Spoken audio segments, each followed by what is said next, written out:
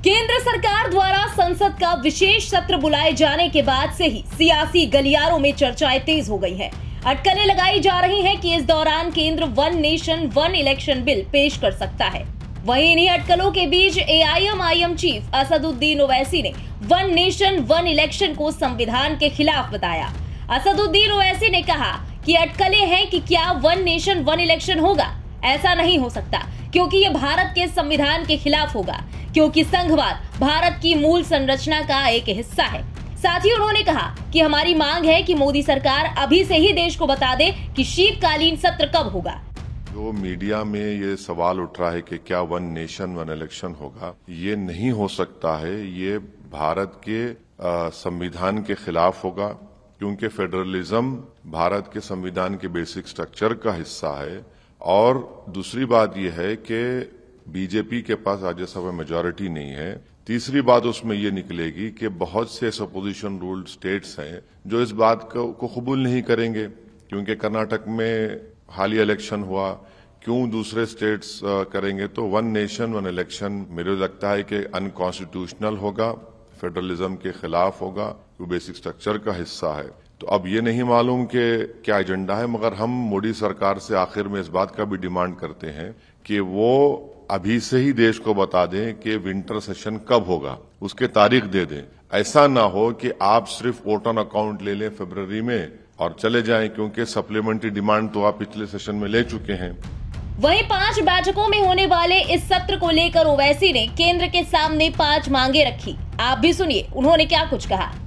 Parliament session को बुलाना तो ये तो कॉन्स्टिट्यूशनली सरकार के हाथ में है, इसमें हमको कोई ऑब्जेक्शन नहीं है।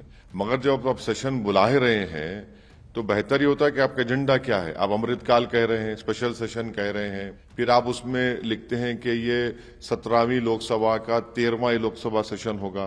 तो इसका मतलब क्या है? ठीक है, आप बुला रहे हैं, तो जब आप बुला ही रहे हैं तो आप इस स्पेशल सेशन में हम फिर से कह रहे हैं कि चीन जो भारत की जमीन पर कब्जा करके बैठा है डेप्सांग डेमचाक में 2000 स्क्वायर किलोमीटर पर, उस पर फॉरेन डिस्कशन लगाइए, डरिए मत। और दूसरा, आप इसरो के साइंटिस्ट को बुलाकर अगर नई बिल्डिंग में करा रहे हैं तो उनको और नीरज चोपड़ा को सम्मान करिए, उनको ऑनर करिए। तीसरा, रोहिणी कमीशन की रिपोर्ट आ चुकी है, तो हम मोदी सरकार से कह रहे हैं कि आप खुद नरेंद्र मोदी ओबीसी हैं, तो उनको 50% की रिजर्वेशन लिमिट को आप क्रॉस करिए और भारत की लोकसभा में राज्यसभा में एक बिल को लेकर आइए। चौथा यह है कि आप फौरन देश को बता दीजिए कि विंटर सेशन के डेट्स क्या होंगे। ऐसा ना हो कि आप डायरेक्ट चले जाएं वोट ऑन अकाउंट में, क्योंकि आप तो सप्लीमेंट्री डिमांड्स पास कर चुके हैं।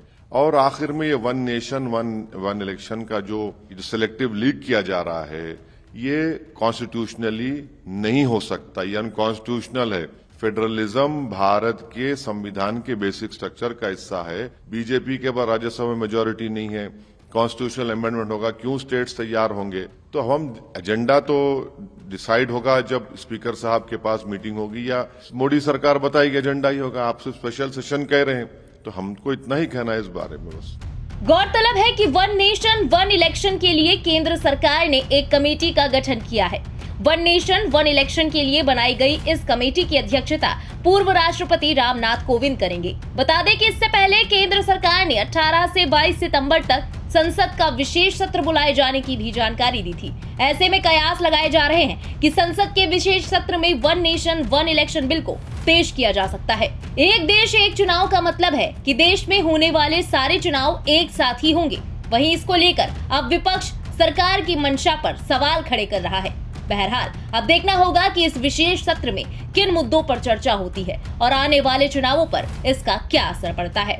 फिलहाल इस खबर के बारे में आपका क्या कहना है, कमेंट में लिखकर अपनी राय जरूर बताएं। देश और दुनिया की बाकी खबरों के लिए सब्सक्राइब करना ना भूलें इंडिया पब्लिक खबर के YouTube चैनल को और बेल आइकन दबाएं ताकि चैनल से जुड़ी हुई सारी लेटेस्ट अपडेट्स आप तक वक्त से पहुंच पाए।